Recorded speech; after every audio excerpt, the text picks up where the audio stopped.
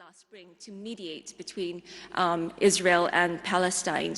That said, I think both the United States and China have very strong motivations to seek to both stop the ongoing fighting as well as to encourage a longer-term political settlement. I think what many in this part of the world might not realize is that the reputational hit that the US has suffered has actually extended has extended beyond this part of the world, even to my part of the world, Asia and Southeast Asia in particular. And so in a poll that was conducted this year, the United States for the very first time was not the choice of partner for countries in Southeast Asia if they had to choose between the United States and China. More of them would have chosen China? More of them chose China. So it was just a little bit of an edge, but nonetheless, it was the first time ever that China edged out the United States as the choice of partner should countries be forced to choose. And I think, beyond the reputational hit, the United States has declared the Indo-Pacific region as its strategic focus, area of priority. And what is going on in the Middle East, what is going on in Europe clearly distracts and militates against its ability to send or to offer up resources to the region. So I think it would be disadvantaged in any Chinese adventure in Taiwan, for instance. So this conflict is not helping the United States at all, and it needs to resolve it in the short term, but also in the long term as well. But China too, as we heard from Secretary Blinken, has every interest in resolving this. Instability in the Middle East is not in China's interest, and it can only go so far in terms of pointing out double standards. Beyond a certain point, countries are going to say, you pointed out double standards, but what are you doing yourself to help resolve or manage the conflict? Thank you. Foreign Minister Farhan, for a resolution to happen and for the U.S.-Saudi deal to go ahead, Israel's got to be out of Gaza, and we have to have a stable ceasefire. I think one of the biggest questions out there is, if Israel does get out, and this is to all three of the foreign ministers, what goes in? The PA clearly is not in a position today to take that place. Could there be an Arab peacekeeping force? Please want to participate in it. I mean, the key question is under what parameters? Without clarity on those parameters, it's difficult to answer that question as a hypothetical. The Palestinian Authority has some capacity, but obviously that'll need to be supported. Yeah. What's going to be left? When all of that goes into the question, but it's very difficult for us to engage on that without clarity on the other element, without clarity on the pathway to Palestinian statehood. Yeah. If there is clarity on that, it makes everything more tenable. It makes it more tenable practically, because that means that whoever does go in, whether it's an international force mandated by the UN, whether it's a mixed force of some countries that are willing to do it, whatever that force is, it will have the credibility to engage on the ground. There will not be the credibility for those spoilers who will call it an occupying force or anything like that, because it will be a force coming to implement stability, security, safety for the Palestinian people, while they are preparing to finally achieve that goal of self-determination. That's entirely different from some type of security arrangement that is temporary with an unclear political horizon. So that's why we need to have that discussion in tandem. And as we have that discussion, we will have more clarity of who could possibly go in. For Mr. Safadi. Thank you. Again, I think we're aligned on this. I mean, first of all, we don't know what kind of Gaza we'll be dealing with. What role will Israel play in Gaza? Is it going to cut Gaza in the middle and occupy half of it? Is it going to maintain Israeli forces there and continue with security operations against Palestinians there? And we've got to remember, Gaza is simply destroyed. Gaza has collapsed. So you're talking about a traumatized community. And whoever goes into Gaza cannot be seen as the enemy. Whoever goes into Gaza cannot be seen as going to clean Israel's mess. So basically, from the get-go, what we said is that any approach to Gaza must be part and parcel of a broader approach that will offer a once-and-for-all solution. Whoever goes to Gaza after the war ends, provided that Israel gives this or goes to succeed, they have to stand on three legs. A political horizon that is clear, massive humanitarian effort to address the catastrophe that's there, and massive reconstruction effort that, as Prince Faisal just said, based on the UN, will take almost 30 years. And when you come to political, you say /security. If the PNA and the PNA must go to Gaza, I mean, it's part and parcel of the occupied Palestinian territory. If the PNA goes to Gaza with the promise of an end game, a clear, irreversible path, a mechanism for implementation, then their message to the people would say, we're here to take you to a better future, and then everything else can be solved. But whoever goes there, if they are seen or perceived to be there to consolidate the misery that this war has created, then they'll be seen as the enemy. And I can speak for Jordan, but I think nobody would want to be part of that configuration and be seen as the enemy. So again, what we are putting on the table is a comprehensive approach that would address the West Bank, East Jerusalem, and Gaza as one entity, and start from the end game, which is recognizing a Palestinian state, and then walk back together with our partners mechanisms that would ensure that we create a reality that will give the Palestinians hope and give them their rights, and also give Israel confidence that it is going to be secure and it is accepted. So I know there's been a lot of focus on the day after of Gaza, but you cannot talk about the day after in Gaza outside a comprehensive approach that talks about the day after in the whole of the occupied Palestinian territories and the whole region. Foreign Minister Shoukry. Well, again, the matter is speculative, and there are many moving parts, and without definition of the parameters and what exactly will be the situation and the conditions that will arise when there's a ceasefire, when there's a possibility to address the comprehensive nature of the conflict. Let's not forget that this is the fifth conflict between Hamas and Israel. On every occasion, there were efforts to regain tranquility, to have some form of understanding, which held up for a very limited period of time until there was another incident of provocation or of retaliation, and we found ourselves repeating without learning from our previous lessons. This, of course, is in its consequences, in its dimensions, but we cannot approach it from the same perspective of dealing solely and exclusively with the conditions of Gaza, especially since we don't know the contours of what the Israeli decision will be, whether it will engage on a more comprehensive, more durable, more consistent position as reflected in the consensus of the international community. When you engage... on the issue of course, we're willing to play our role fully for whatever it takes, but that role and what we will expend in terms of risks and rewards will be subject to the overall evaluation of the end result and whether it is consistent with our aims.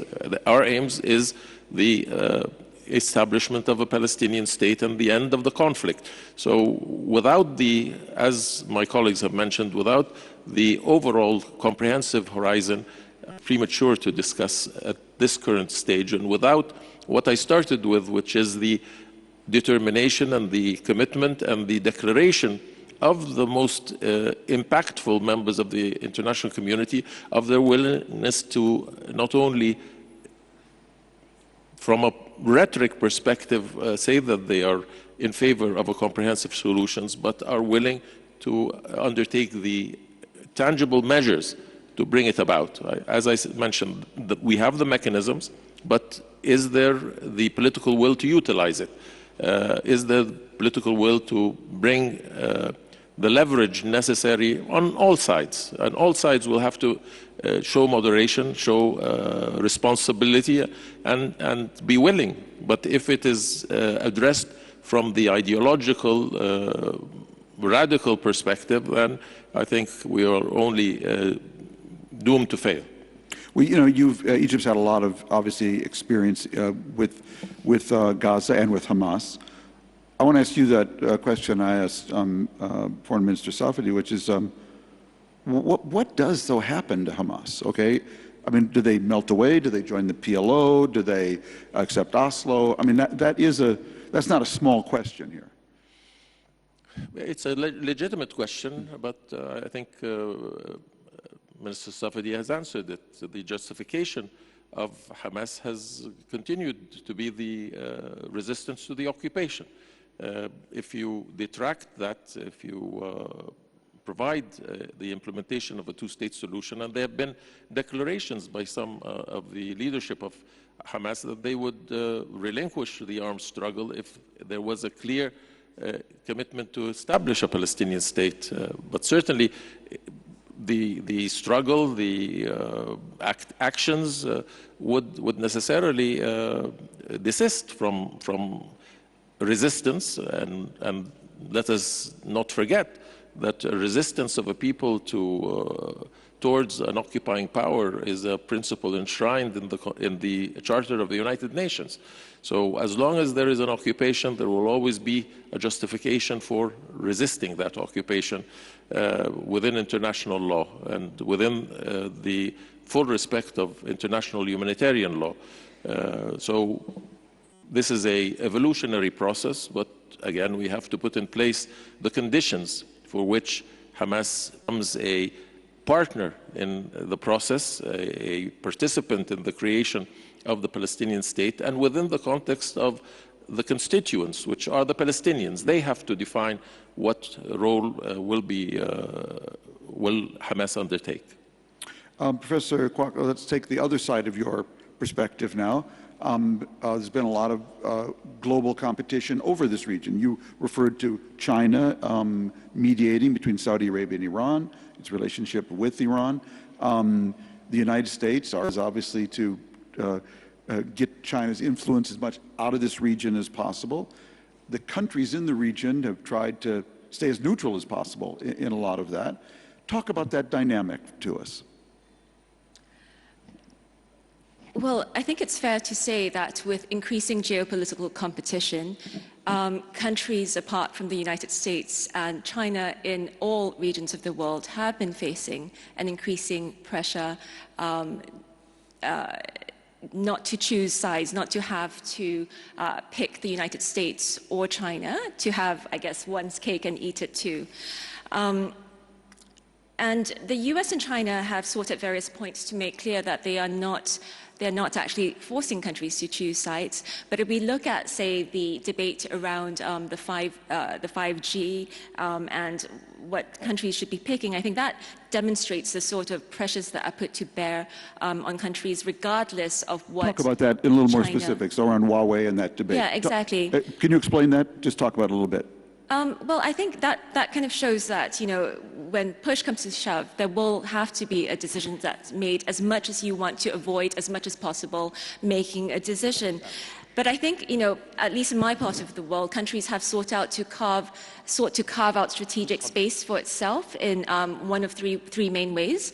The first one is to to seek to work more closely within the region and through the Association of Southeast Asian Nation States, so Southeast Asian countries, and really work collectively and cohesively as a region. Two, they have sought to increase their strategic and economic engagement with other parts of the world. So, for instance, yesterday we heard the Prime Minister of Malaysia talk about the ideational and aspirational role that Saudi Arabia plays for many countries in Muslim majority countries in Southeast Asia. But I think you'll see countries, regardless of whether or not they're Muslim majority or not in my part of the world, look to increase economic and strategic engagement with the Middle East as it seeks to increase their choice of strategic and economic partners. And I think this is really important. I think what Southeast Asia has sought to do, sometimes successfully and sometimes less so, is to focus on the importance of the rule of law in this climate. And that's important because, first, it defends against incursions against sovereignty and sovereign rights. Second, it helps also to push back against any economic or military coercion. And third, I think that focus on the rule of law is really important because it allows countries in the region to frame their choices not as the US or China, but a decision made to support the rule of law. And I think in that respect, it seeks to carve out strategic autonomy for itself. And so if we bring that back to the context of the Middle East, and again, I come to the region as an outsider, but I think that raises several questions for the Middle East. First, what is this crisis doing to the regional cohesion and its ability to manage and navigate great power competition? Second, how can it seek to carve out greater strategic autonomy for itself beyond the United States and China? So I understand that China is an important economic player in the region, but I think countries realize that you cannot put all your eggs in one basket, and so how can you increase strategic autonomy by engaging more with other parts of the world strategically and economically? And finally, and I think this is really important, is while refusing to take a side is sometimes understandable and even a smart option in terms of creating opportunities for yourself, etc. Is it truly defensible? Can it be is it defensible when the position a country takes means the erosion of the rule of law? Because the erosion of the rule of law is, in a sense, what protects a country's sovereignty. It protects its strategic autonomy. And I think it's the only, or an important foundation at the very least, foundation upon which peace and long-term stability and prosperity can be built. So without the rule of law, I think we would see a very unstable world. And I think, as much as countries want to maintain their options, I think those options should not be preserved at the expense of the rule of law, which protects all countries, small or large alike. So I think I would just raise those questions for the consideration of countries in the Middle East, recognizing, of course, that I do not come from here. Thank you. Just one quick more round, and I know you guys actually have serious negotiations, not this pretend one I'm trying to conduct here. Iran. What role is it playing? Can the kind of resolution we're talking about here, will Iran let it come together? Will it? Shouldn't be a question. It's up to us to make the right thing happen. Mm-hmm. And the thing is, we all know what the right thing is. The right thing is the rights of the Palestinian people, the aspirations of the Palestinian people for self-determination should be fulfilled. And through fulfilling that, we can ensure that a struggle that has lasted for many decades will be concluded and will allow a lot of the opportunities that were just mentioned about integration, which will also foster our region's independence. That would neutralize Iran in a way if that happened, yeah. It would possibly neutralize Iran, but it will also offer opportunities for Iran. It will be then up to Iran and all other actors who don't believe in these things to make a choice. Mm-hmm. Because the economic opportunities, the developmental opportunities that are presented by peace, by security, by cooperation are tremendous. And the question will be then, do you integrate yourself into that? Or do you try to be a spoiler? Mm-hmm. And the thing is, if we are all focused on the right path, on the path of justice for the Palestinians, and in tandem with that, the path of cooperation and integration, it will insulate us from to disrupt the region. I think that choice is very important to make, and I suspect that Iran and others will look at it very, very seriously, and they will have to make that choice. And I can only hope that they will join in such a pathway towards a much better, much more integrated region. I'll note that Iran has for many years championed the idea of regional interdependence and the region looking after its own security. So this is actually what this opportunity presents. Yeah. And then it will be up to them to either stand by the rhetoric they've occupied. If we say the Palestinian state is here, yes, which is one of the raison d'etre that they've used consistently, right, and the idea of regional cooperation is also here. So, this is a situation where we can all prosper and move forward together. For Mr. Safadi, I want to, if you want to address that, but also a different question related, which is, it's clear that an effective, credible, non-corrupt, legitimate PA is a keystone for everything here. What kind of changes do we need in the PA to be able to play that role of filling the vacuum in Gaza? And what can all three of these countries do to help them, achieve that capability?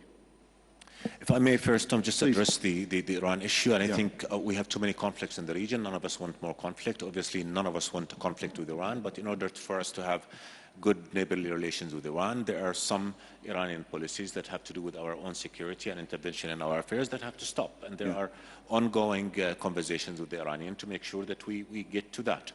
The other side is the Iran-Israel kind of situation, and our position in Jordan has always been solve the Palestinian issue. Anybody from outside will have no reason to interfere. If you give the Palestinians their state and their freedom, and they will be the first to tell Iran, stay out of our business, and Iran will then have no reason to interfere. And then we'll all be able to say, we don't want any more trouble in our region, we want peace and security. We lived the danger of an escalation not too long ago. We were in the crossfire in Jordan, and we made it unequivocally clear to both Iran and Israel that Jordan will not be a battleground for you, and that anybody who violates our security, danger the livelihoods of our people, we will stand up to them to the extent that we can. So I think, and that just speaks to the danger inherent in failing to again solve the conflict and allow for escalation, because that will just bring all of us to more trouble and more conflict. On the Palestinian issue, look, I mean, the PA issue, the PA was created out of Oslo in 1993, and the PA was created as a temporary agency for 5 years, which should have then transited to what would have been a Palestinian state. The PNA was created to offer its people two things: better lives and freedom. It could deliver on nothing. Now, obviously, it has to do a lot of its internal work as well, but the other flip of the coin is that Israel did not provide the conditions conducive for the PA to be able to move forward. So the loss of credibility by the PNA is also greatly due to the fact that Israel did not honor Oslo. On the contrary, it went on with creating hurdles to it being able to serve its people and serve the cause of peace. And just one example, Minister Shoukry and I were in the room in February of last year when we started the Aqaba Sharm process, and we started the Aqaba Sharm process at the time with the hope of creating of 6 months during which we'll have some confidence-building measures that would take us to engagement on political horizon. The Israelis in Aqaba, and then a month later in Sharm el-Sheikh, signed to a number of commitments, and the U.S. was in the room, and the Palestinians were there as well, and nothing was implemented. So now I think ultimately elections will have to be the answer that the Palestinians themselves they want to do, but in order to have elections, you have to have conditions conducive for elections. That's not there too. We have a new Palestinian government now, and we've been all of us engaging to see how we can help. And the new Palestinian government has asserted that it will be transparent, that will ensure good governance system, and that must happen not just to convince the world, but to convince the Palestinians as well, and to be able to serve the Palestinians better. But if you bring the best government on earth and you entrust it with running the affairs of the Palestinians on the West Bank now, in the current conditions where economy is suffocated, security operations into Palestinian cities and towns, settlement growth and settler terrorism, confiscation of land, no economic horizon, no political horizon, they're doomed to failure. So the challenge in all of us, and we're engaged in that conversation amongst ourselves, also with our partners in Europe and the United States, how do we enable the PA, and how do we enable an environment conducive for the success of the PA? Of course, when it comes to Gaza, it's a different beast. There are lots of other requirements that we touched upon that need to be there. But ultimately, everything's interconnected.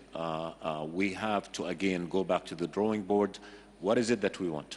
We want a just and lasting and comprehensive peace. What is the path? I mean, what will achieve that peace? The two-state solution. Why are we not having the two-state solution? Because we have an Israeli government that says no to the two-state solution. We in the Arab world are offering, again, we have a goal, we're offering a plan, we're ready to engage with all our partners to make sure that we go to that end game, which will bring peace and security to Palestinian Israelis. But the one question that I would ask, and I'd like you to ask, is if we come up with the best plan ever, and all of us in the international community agree that this is the plan to go forward, and then Netanyahu and his government say no, what happens then? Will he face consequences? Because if he does not, he's going to continue with more of the same.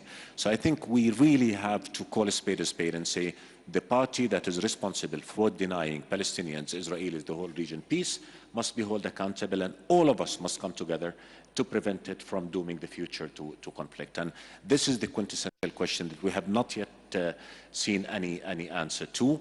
And if we don't answer that, I think we'll be moving in the same cycle, and that would be an environment conducive to more violence, more conflict. And the amount of dehumanization and hatred that has come out of this latest round of confrontation, of the aggression on Gaza and all, is beyond description. And I think one challenge we all need to think about is how do we navigate around that once the guns go silent, and they will go silent. And we cannot navigate around that unless, again, we offer that big move, that transformative move that convince people that ultimately, finally, after 30 years of negotiations, the end game is near and we're about to get there.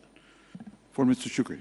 Well, on the issue of Iran, I think we have to look at the historical context of the region, a region that has been plagued since World War II with a great deal of turbulence, starting with the legacy of colonialism, subsequently the Palestinian issue, the rise of fundamentalism, the Islamic State and its effects, the policies of regime change, the 20-year presence of foreign forces in Iraq. And all of this has been compounded by a sense of antagonism, revenge, hatred, and a cycle of violence. And all of this has an impact. And I think primarily the principles that were enshrined in the Charter of the United Nations all advocate, but do not necessarily interpret into policies, and the polarization that has occurred more recently with Ukraine and the Russian-Western divide have all added to the complexities and compounded the difficulties, and thereby the application also of the rule-based order and applying it consistently and devoid of double standards is necessary to create the environment. If the environment exists, a solution to the conflicts, and with the Palestinian issue being at the core of whether rightly or as a pretext, but we have to account. A lot of the fundamentalism has utilized the Palestinian issue, and we see that when push comes to shove, it does not really support the Palestinians in the way that was projected on many occasions. So again, it is the resolution of those issues, a coalition to defeat the ideologies, radical ideologies, wherever they may, and an application without double standards, without an effort to project you're either with us or against us, so that we can address the needs of our people, address within cooperation, while maintaining sovereignty and while maintaining our ability to move forward without the infringement and without the expansionism that has been, unfortunately, a constant during these last 40, 50 years.